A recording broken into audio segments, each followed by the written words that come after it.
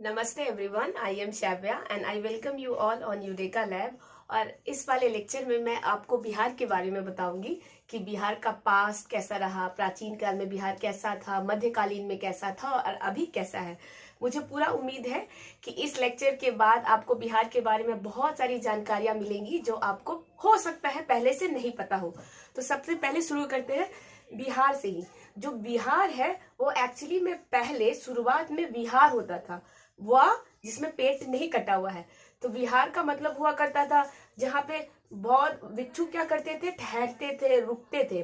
क्यों क्या करते थे रुककर? तो वो क्या करते थे, अपना योजना बनाते थे। योजना मतलब कि बौद्ध धर्म में क्या करते थे, वो लोग प्रचार प्रसार करने के लिए निकलते थे।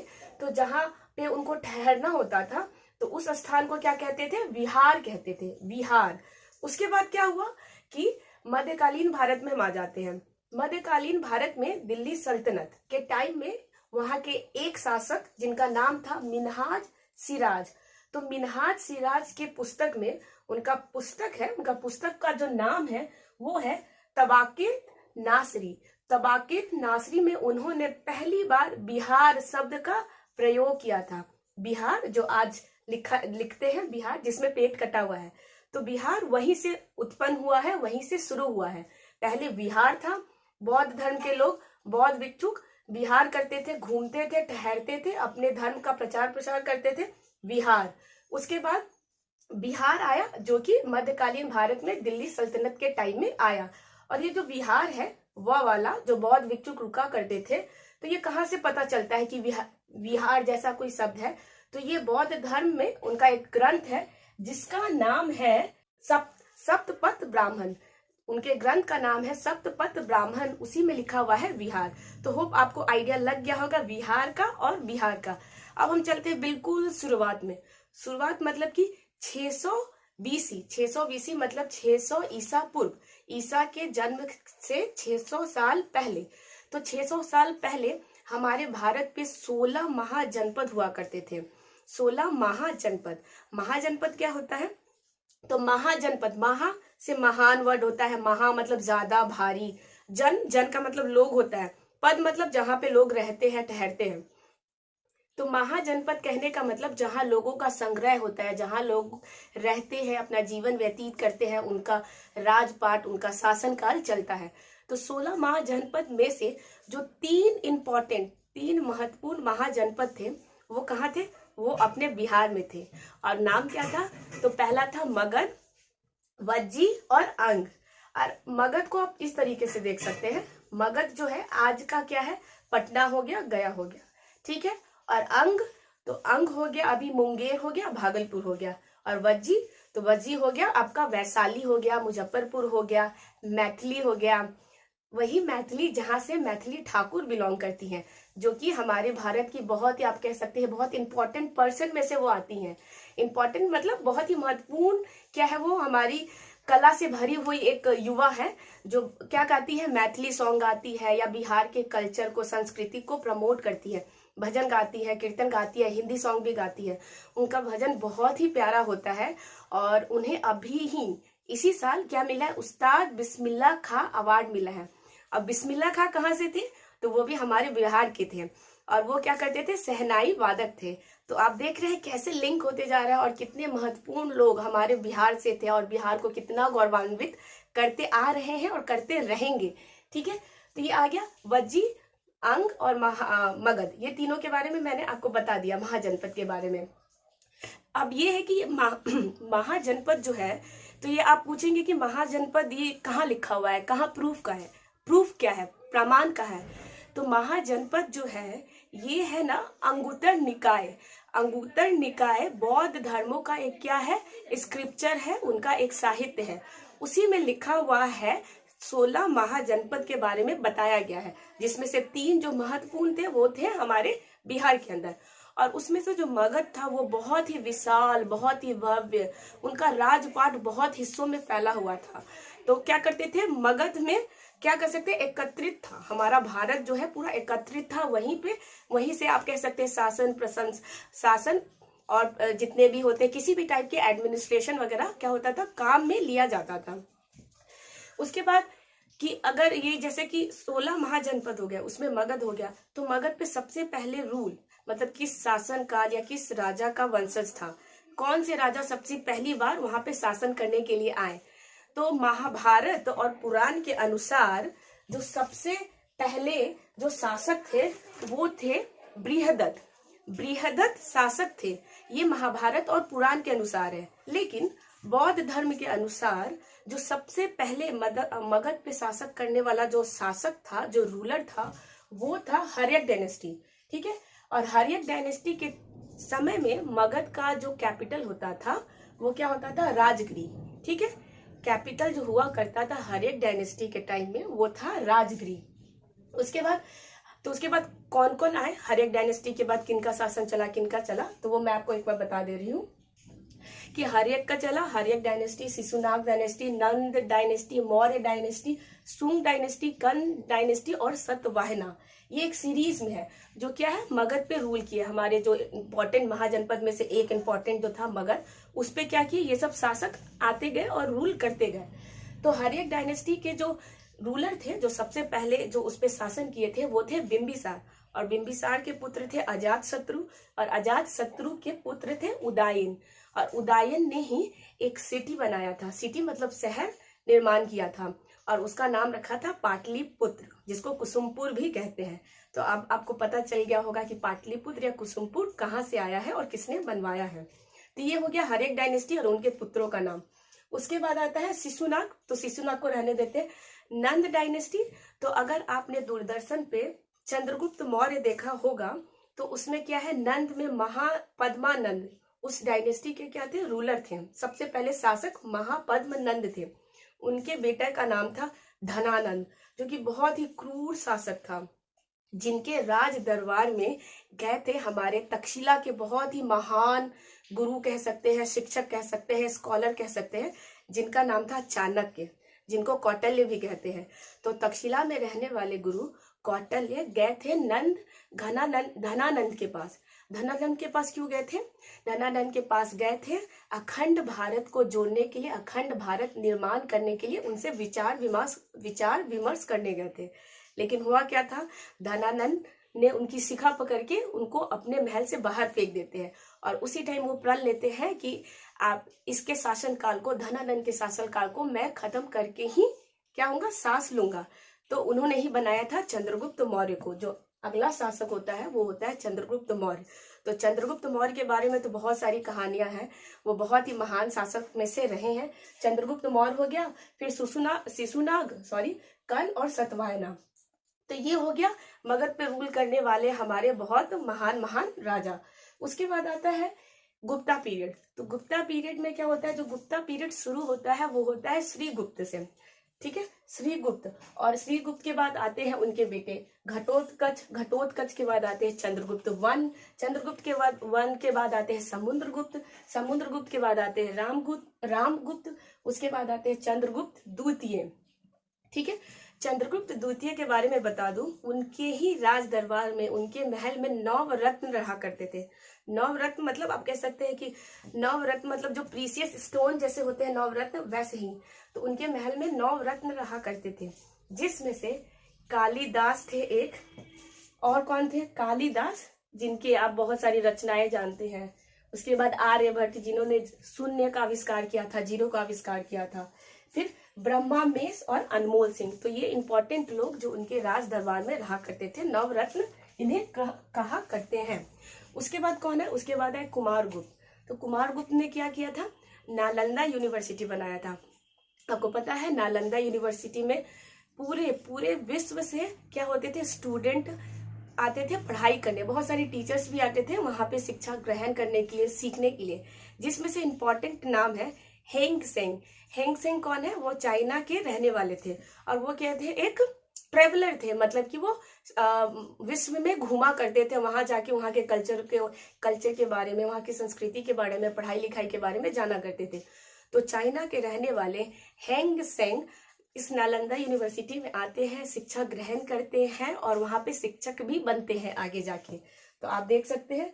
उसके बाद है कुमारगुप्त के बाद है पाल डायनेस्टी आता है। तो पाल डायनेस्टी में जो है गोपाल गोपाल रहते हैं फाउंडर। पाल डायनेस्टी में गोपाल होते हैं, उसके शासक जो पहले होते हैं वो होते हैं गोपाल।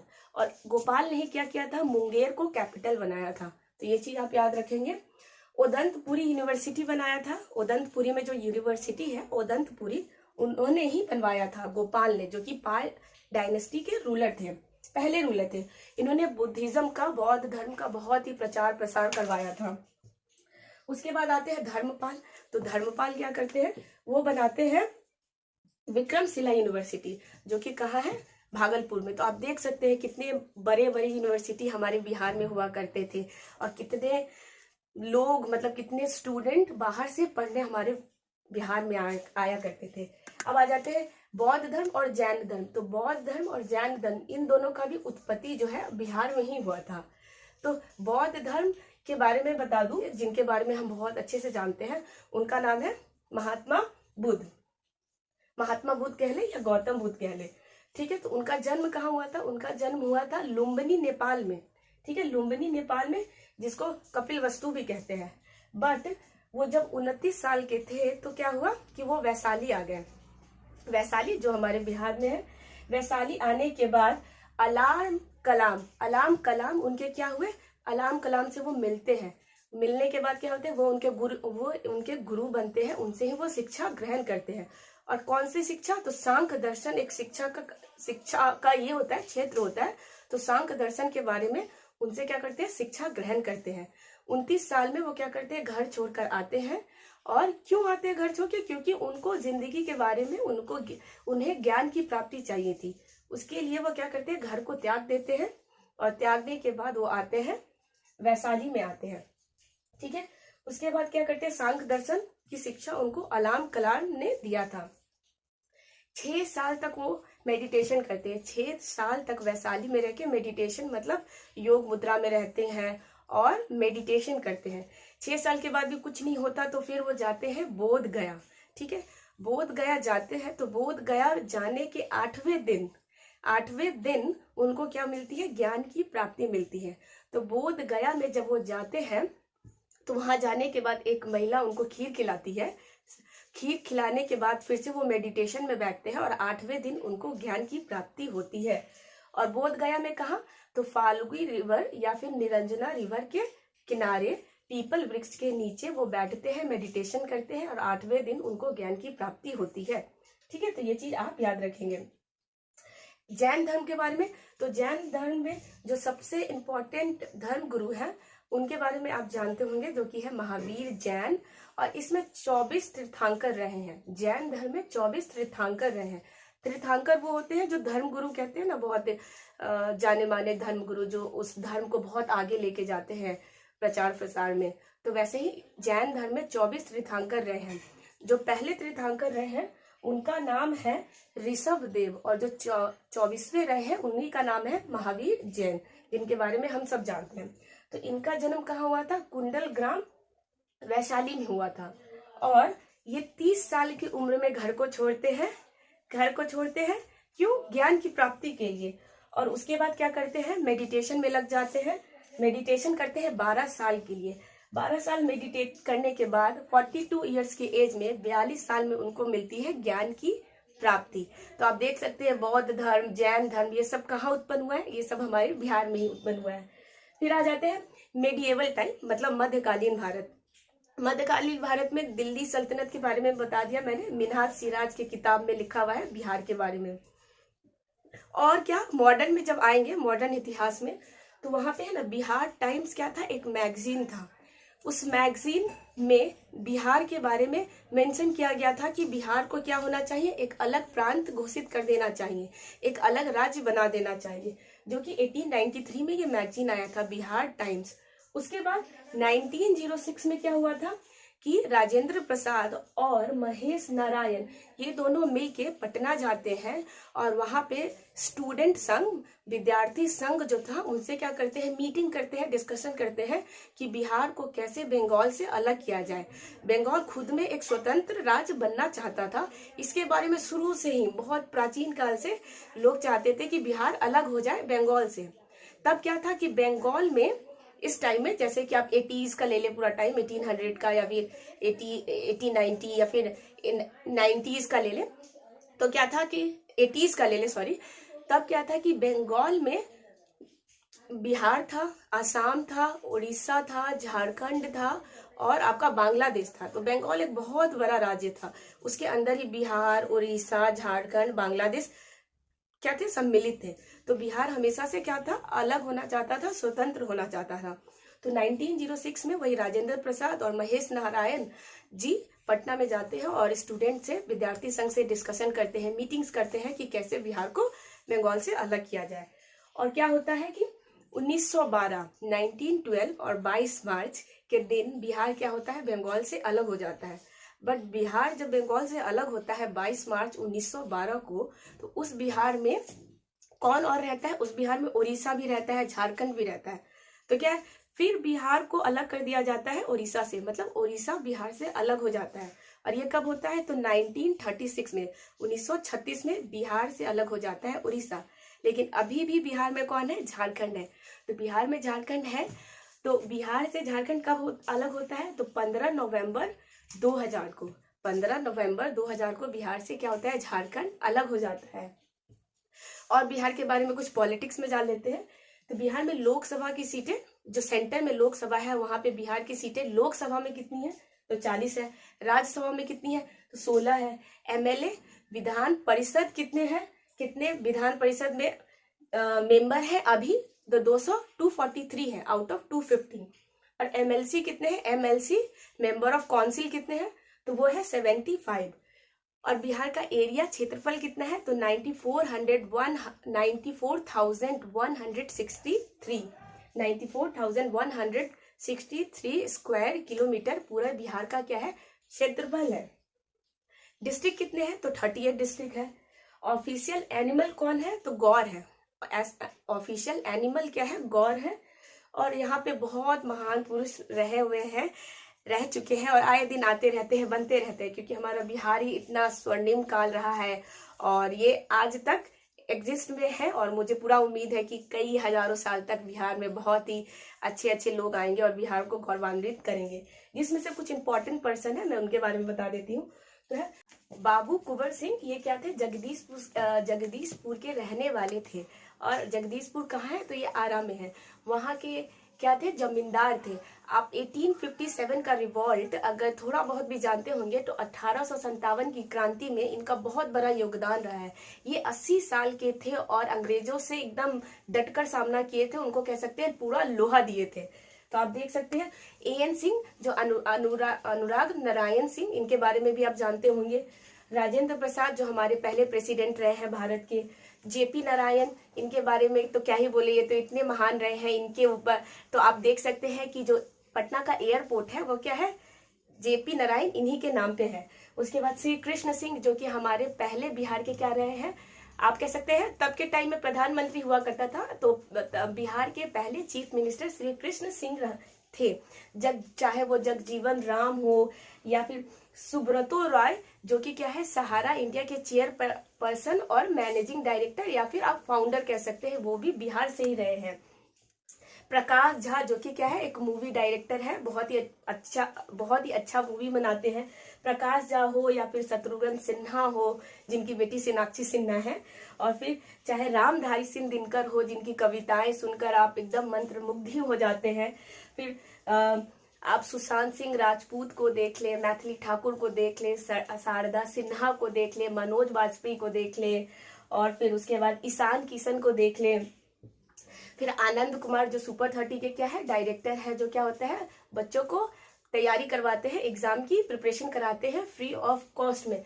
तो ये सब देख सकते हैं कितने फेमस पर्सनालिटी जो हमारे बिहार को हमेशा से गौरवान्वित करते आ रही है और आगे भी करती रहेगी। और अब देख लेते हैं कि डिस्ट्रिक्ट कौन कौन सा है, इंपॉर्टेंट डिस्ट्रिक्ट के बारे में। तो बिहार है, जैसे कि बिहार का मैप आपको दिख रहा है।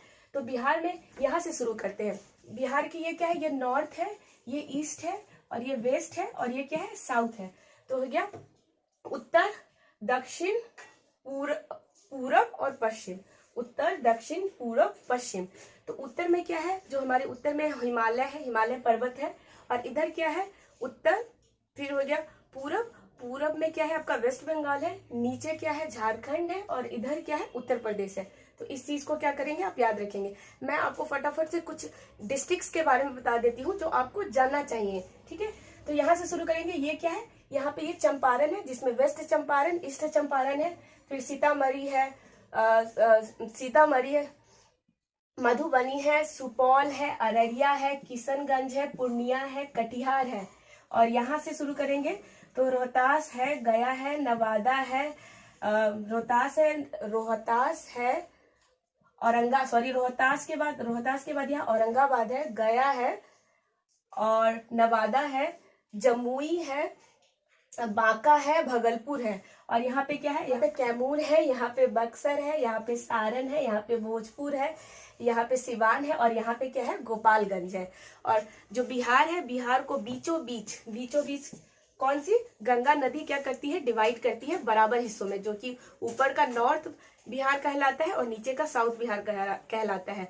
और बिहार एक ऐसा रीजन है जहाँ पे मॉडरेट टेम्परेचर रहता है, ना बहुत ज्यादा गर्मी ना बहुत ज्यादा सर्दी। और यहाँ पे जितने भी टाइप के क्रॉप हो, चाहे रबी हो खरीफ हो, ये क्या होते हैं, सालों साल लगते रहते हैं। यहाँ पे अनाज की कमी नहीं होती है। कभी आप ऐसा नहीं सुनते होंगे कि यहाँ पे सूखा पड़ गया, यहाँ पे बहुत ज्यादा क्या हो गया, बाढ़ आ गया। बाढ़ हालांकि आते रहता है, वो भी नॉर्थ बिहार में। क्यों? क्योंकि ऊपर हिमालय पर्वत है, तो वहां से नदियां निकलती हैं, तो बाढ़ आने का चांसेस रहता है। बट ऐसा भी कभी नहीं हुआ कि बहुत ज्यादा तबाही आ गई, ठीक है। तो ये नॉर्थ बिहार है, ये साउथ बिहार है। बीचों बीच गंगा नदी क्या करती है, बीचों बीच पास करती है।